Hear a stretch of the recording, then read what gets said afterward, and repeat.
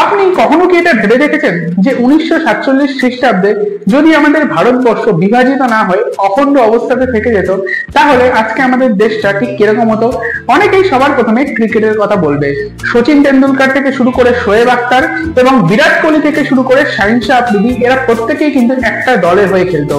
এর জন্য কিন্তু ভারতের ক্রিকেট দলটাও অনেক বেশি শক্তিশালী হতো। আবার অনেকে বলতে পারে যে ভারতবর্ষ এবং পাকিস্তানের সকল আর্টিস্টরা কিন্তু আরো স্মুথলি একসঙ্গে অনেক কাজ করতে পারতো। তবে ব্যাপারটা কিন্তু শুধু এতটুকুই নয়, যদি ভারত অখণ্ড অবস্থাতে থাকতো তাহলে কিন্তু ভারতবর্ষের অর্থনীতি, বিদেশ নীতি এবং অন্তর্বর্তী রাজনীতিতেও অনেক ধরনের পরিবর্তন লক্ষ্য করা যেত। তো চলুন আজকে বিভাজনের ইতিহাস জানার পাশাপাশি ঘুরে আসা যাক আমাদের প্রত্যেকের স্বপ্ন কাল্পনিক সেই অখণ্ড ভারতের অনুমানের জগৎ থেকে। 1947, India gained independence after 200 years of British rule. As a British barrister draws a line on a map, a once peaceful land implodes. What followed was one of the largest and bloodiest forced migrations in history. Would we actually have been better off if partition had not happened? बंद आंखों से अक्सर सरहद पार चला जाता हूँ मिलने मेहदी हसन से। आंखों को वीजा नहीं लगता, सपनों की सरहद कोई नहीं। জয় হিন্দ বন্ধুরা।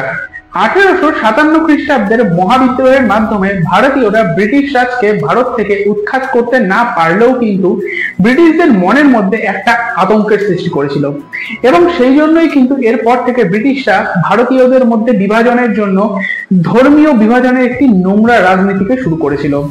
এবং এরপর 1880 খ্রিস্টাব্দে সৈয়দ আহমেদ খান তিনি কিন্তু প্রথমবারের মতো দ্বিজাতি তত্ত্বকে সকলের সামনে নিয়ে আসে এবং মুসলিম সম্প্রদায়ের মধ্যে উস্কানিমূলক ভাষণ দিয়ে মুসলিম এবং হিন্দুদের মধ্যে একটি বিভাজনের সৃষ্টি করার চেষ্টা করে।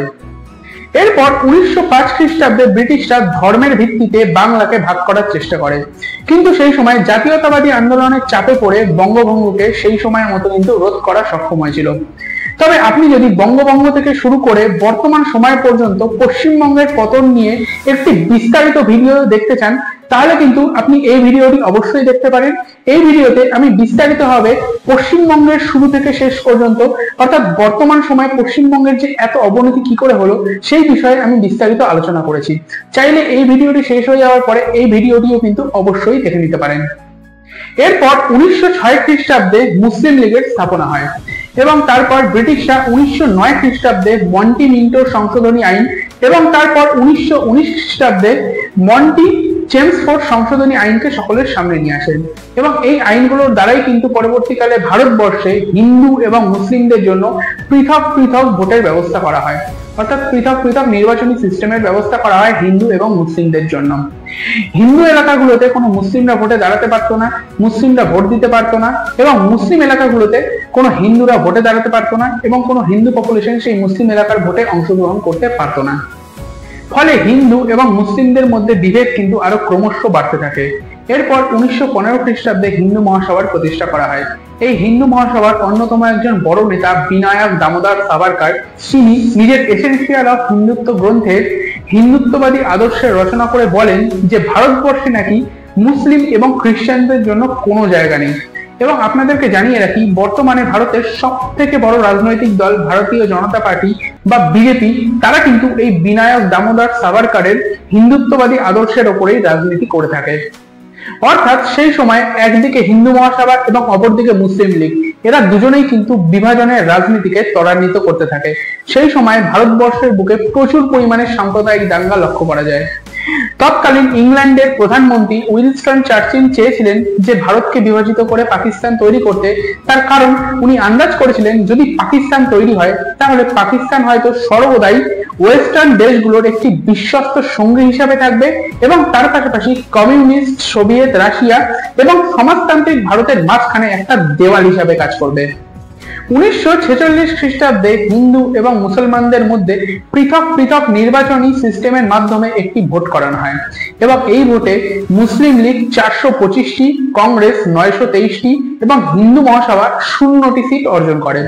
কিন্তু এই ভোটটি কিন্তু কখনোই ফেয়ার ছিল না, তার কারণ এই ভোটে অংশগ্রহণ করার জন্য একজন ব্যক্তির 21 বছরের বেশি বয়স হতে হতো, একজন ব্যক্তিকে ট্যাক্স পেয়ার হতে হতো এবং তার কাছে জমির মালিকানা থাকাও আবশ্যক ছিল। এবং যার জন্য কিন্তু এই নির্বাচনী ব্যবস্থায় তৎকালীন সময় ভারতের 15% মানুষও অংশগ্রহণ করতে পারেনি।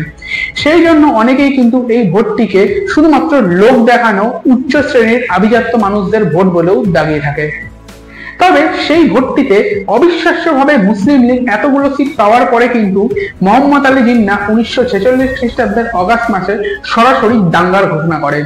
তিনি জানিয়ে দেন যে হয় তিনি ভারতকে বিভাজিত অবস্থায় দেখবে, নয় তিনি ভারতের ধ্বংস দেখবে। এই দাঙ্গার শিকার মূলত হিন্দুরা হয়, হাজার হাজার মানুষ মারা যায়। কিন্তু এত কিছুর পরেও কিন্তু তৎকালীন সময়ে কংগ্রেস অখণ্ড ভারতের দাবিতে অটল ছিল। কংগ্রেসের এই অখণ্ড ভারত দাবির বদলে কংগ্রেসকে একটি ক্যাবিনেট মিশন প্ল্যান ধরানো হয় এবং সেটা দেখার পর কিন্তু কংগ্রেসের নেতারা স্বভাবতই চমকে যায়। এই ক্যাবিনেট মিশন প্ল্যানে বলা হয় যে ভারতবর্ষের প্রত্যেকটি রাজ্য সরকার যে ভারতবর্ষের কেন্দ্র সরকারের সঙ্গে যুক্ত থাকতে চায় বা তারা ভারতবর্ষের কেন্দ্র সরকারের সঙ্গে একসঙ্গে কাজ করতে চায়, সেই প্রস্তাবকে তাদেরকে প্রতি 10 বছর অন্তর অন্তর রিনিউ করাতে হবে। এটা দেখার পর ভারতবর্ষের লৌহ মানব সর্দার বল্লভভাই প্যাটেল বলেছিলেন যে আমরা কেউই ভারতের বিভাজন চাই না, তবে আমাদেরকে এবার সিদ্ধান্ত নিতে হবে যে আমরা একবারের মতো বিভাজন চাই নাকি পরবর্তী সময়ে ভারতে একাধিক বিভাজন চাই। এবং এরপর কিন্তু কংগ্রেসও বিভাজনে রাজি হয়ে গিয়েছিল। অনেকে মনে করেন যে মোহাম্মদ আলী জিন্নাহকে যদি অখণ্ড ভারতের প্রথম প্রধানমন্ত্রী বানানো হতো তাহলে হয়তো মোহাম্মদ আলী জিন্নাহ ভারতকে বিভাজনের যে দাবি সেটাকে ছেড়ে দিতেন, কিন্তু এটা হয়তো ঠিক না। তার কারণ 1942 সালে নেতাজি সুভাষচন্দ্র বসু এবং এরপর 1947 খ্রিস্টাব্দে স্বয়ং মহাত্মা গান্ধী কিন্তু মোহাম্মদ আলী জিন্নাহকে ভারতবর্ষের প্রধানমন্ত্রী হওয়ার জন্য অফার করেছিলেন। তবে আপনারা জানেন কিনা আমি জানি না, আপনাদেরকে জানিয়ে দিই যে মোহাম্মদ আলী জিন্নাহ কিন্তু পাকিস্তানের প্রথম প্রধানমন্ত্রী ছিলেন না। পাকিস্তানের প্রথম প্রধানমন্ত্রী ছিলেন লিয়াকত আলী খাঁ। তবে ভারতবর্ষের এই বিভাজনকে সম্ভবত আটকানো যেত যদি ইংল্যান্ডের বামপন্থী দল লেবার পার্টির নেতা ক্লিমেন্ট এটলি 1945 খ্রিস্টাব্দের আগে ইংল্যান্ডের ক্ষমতায় আসতেন। তার কারণ এই লেবার পার্টি কিন্তু সাম্রাজ্যবাদ এবং সাম্প্রদায়িক শক্তির বিরোধিতা করতেন এবং তার সঙ্গে তারা যদি ভারতবর্ষকে নিয়ে এর একটু সজাগ হয়ে 1946 খ্রিস্টাব্দে হিন্দু এবং মুসলিমদের জন্য যে পৃথক পৃথক নির্বাচনী সিস্টেম ছিল সেটাকে যদি বাতিল করে দিতেন এবং তার পাশাপাশি তৎকালীন সময় ভারতবর্ষে যেই সকল নেতারা সাম্প্রদায়িক এবং উস্কানিমূলক ভাষণ ছড়াচ্ছিলেন তাদেরকে যদি গ্রেফতার করতেন তাহলে কিন্তু 1947 খ্রিস্টাব্দে ইংরেজরা ভারত ছেড়ে চলে যাওয়ার পর আমরা একটি স্বাধীন অখণ্ড ভারতবর্ষ পেতাম। আমাদের কল্পনার সেই অখণ্ড ভারত কিন্তু বর্তমান সময়ের মতোই ধর্ম নিরপেক্ষ হতো, যার জন্য হাজার হাজার মানুষকে নিজের ভিটে মাটি ছাড়তে হতো না এবং হাজার হাজার মানুষের প্রাণও যেত না। বর্তমান সময়ে ভারতবর্ষে কিন্তু প্রায় 80% হিন্দু এবং 14% মুসলিম রয়েছে, কিন্তু অখণ্ড ভারত হলে এই স্ট্যাটিস্টিক্সটা গিয়ে দাঁড়াতো প্রায় 62% হিন্দু এবং 32% মুসলমানে। এবং যার জন্য কিন্তু এটা বলা যেতেই পারে যে বর্তমান সময়ে অখণ্ড ভারতের জনসংখ্যা হতো প্রায় 176 কোটি, যেটা নিঃসন্দেহে সারা পৃথিবীর মধ্যে সর্বোচ্চ জনসংখ্যার দেশ হতো। অখণ্ড ভারতের তৎকালীন ভারত সরকারকে ভারতের বিভিন্ন ধর্মের মানুষের মধ্যে ধর্মীয় সম্প্রীতি বাড়ানোর চেষ্টা করতে হতো। পৃথিবীর মানচিত্রে বাংলাদেশ নামে কোনো দেশেরই অস্তিত্ব থাকতো না, অখণ্ড ভারতে অনুপ্রবেশেরও কোনো সমস্যা থাকতো না এবং স্বাভাবিকভাবেই অখণ্ড ভারতের কিন্তু কোনো রাষ্ট্রভাষাও হতো না, ইংলিশকেই অফিসিয়াল ল্যাঙ্গুয়েজ হিসাবে বেছে নেওয়া হতো। 1970 খ্রিস্টাব্দে যখন আমেরিকা এবং সোভিয়েত রাশিয়ার মধ্যে ঠান্ডা যুদ্ধ চলছিল, সেই সময় পৃথিবীতে যদি পাকিস্তান নামক কোনো দেশের অস্তিত্বই না থাকতো তাহলে কিন্তু আমেরিকা কখনোই সোভিয়েত রাশিয়ার অনুগত আফগানিস্তান সরকারের বিপক্ষে থাকা বিভিন্ন কঠোর এবং ইসলামিক সংগঠনগুলিকে টাকা এবং হাতিয়ার দিয়ে সাহায্য করতে পারতো না, যার ফলে কিন্তু তালিবানদেরও জন্ম হতো না। এবং এটা হয়তো বলা যেতেই পারে যে সেই সময় যদি তালিবানদের জন্ম না হতো তাহলে কিন্তু বর্তমান সময়ে সমাজতান্ত্রিক ভারত এবং কমিউনিস্ট আফগানিস্তানের মধ্যে ভীষণ একটি ভালো সম্পর্ক তৈরি হতো। অখণ্ড ভারতে আতঙ্কবাদের কোনো সমস্যা থাকতো না, কাশ্মীর নিয়ে কোনো সমস্যা থাকতো না, এমনকি কাশ্মীরি পণ্ডিতদেরকেও কিন্তু নিজেদের ঘর বাড়ি ছেড়ে পালাতে হতো না, ভারত পাকিস্তান যুদ্ধ হতো না এবং যার জন্য ডিফেন্সের পেছনে খরচ হওয়া লক্ষ লক্ষ কোটি টাকা কিন্তু ভারতবর্ষ শিক্ষা, স্বাস্থ্য এবং পরিকাঠামো উন্নয়নের জন্য খরচ করতে পারত। এবং এর পাশাপাশি এটাও বলা যেতে পারে চীনও কিন্তু খুব সচরাচর এত বৃহৎ একটি অখণ্ড ভারতের সঙ্গে লাগতে আসার আগে হাজারবার চিন্তা ভাবনা করতো। অখণ্ড ভারত হলে কিন্তু পাকিস্তান এবং বাংলাদেশের মানুষদের জীবনযাত্রার মান আরো অনেক বেশি উন্নত হতো এবং পাকিস্তানের অংশে থাকা যেই শিখ, হিন্দু এবং শিয়া মুসলমানরা রয়েছে তাদের উপরও কিন্তু এই বিপুল পরিমাণ অত্যাচার নেমে আসতো না। তবে নিঃসন্দেহে এটা বলা যেতেই পারে যে পাকিস্তানের এই দুরবস্থার জন্য দায়ী কিন্তু তাদের ধর্মান্ধতা। পাকিস্তানের সঠিক গণতন্ত্র পর্যন্ত নেই।